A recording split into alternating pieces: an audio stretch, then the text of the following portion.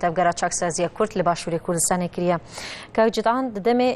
ویتیه دا تگودکو وک ایهانه کی بوش بشار اسد را چما اجبرکو اتکیتا پشوازی کناوی وک سروک نبو چوابو والله وك ويني هاتنا برشاب تينا خويا كرند سرشاشا رودا وشاشي دنجي مدينة عربية وغيري وانا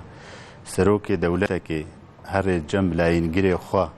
وإيبش جيري وي أبين صالة بشتاوي دقري وأو باراستية سروكاتية دا وبرنجي وك تحقيقي بيرا دكن نوك سروككي نشاندك بيرا هيا نوزير خارجية بيرا هيا نكسك بيرا هيا حمر روسينا سروك وطاقم خويا إيه روسيا وترجمانك ويل كيلك أوي دانشتي ما يشاش يكريه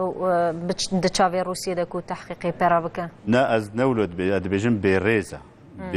برومتا برومت بويا سروكي على سوريا يجينا ده هاديشن حتى على سوريا حياة تشتك وري نشاندان انه افا سروكي سوريا تناج غير صورتي بغير شكلي بس شخصياوينا افرنجي هاني نأ بيشوازيا سروكي دولتا يا براستيا ليه هنا كاس دبيجن كو تحديه كجبوها امريكا افيماننوي دركتنا بشار اسد يعني روسيا دبيجن أس وجودها من سوريا هي ومن وكسروك بشوازية بله روسيا كاري تحدي بأمريكانا وغربي ربكي أفاد درسته يعني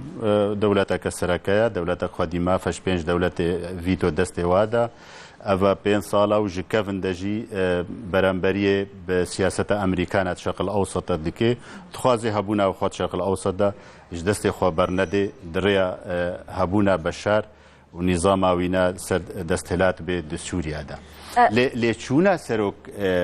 بشار سروك سوريا نها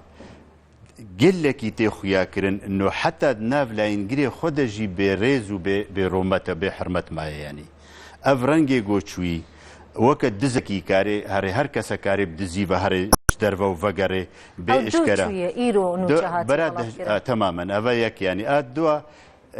پشتراست نبويه چوناوي جالي كيفاش غير روسيا تسريب كرنا وينا افايك نوچا روسيا تسريب كريا جهه يعني دنيا نابدو بلكي الجيكي ديبي ام نزان يعني ما منكر نتاكيد بكنا نفي بكن لغور وين خويا دكن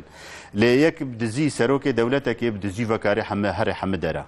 يكي وقت دزكي ادبيج ما يعني يعني نوك سروكي دولتك كرملين ناس ناك ليتونا خنا نا خويا كرن نو كوچكا كرملينا والبرچاف نو يا دوفرا يعني نابي اشارتك نبيج دولتها سوريرا هذا دليل يعني وك سروك عصابك شويه وك سروك يعني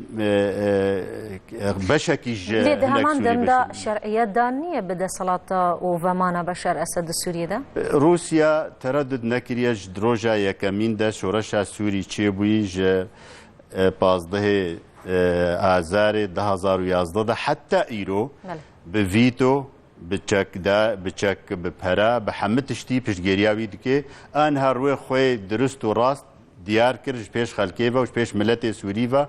انه ازم ایگو پشگیریا بشار دکه ایگو سوری خرا کری ایگو ملت وی کوچبر کری ایگو زیدی 300,000 انسان کشتی ایگو 9 مليون بنچاف کری و ده حبس و اعتقالات سرباری هموان توانن کتا بحث کرن او نابد درگه جبو بشار اسد کو جاردن يعني قالك ولاتين دنجي پیشوازی بشار اسد کن روسيا اف 5 سالا پشگیریا بشار دکه نکاریا گو دولتك ديش غيري واو ايراني هر او ايران اي پشگیریا بشار دكن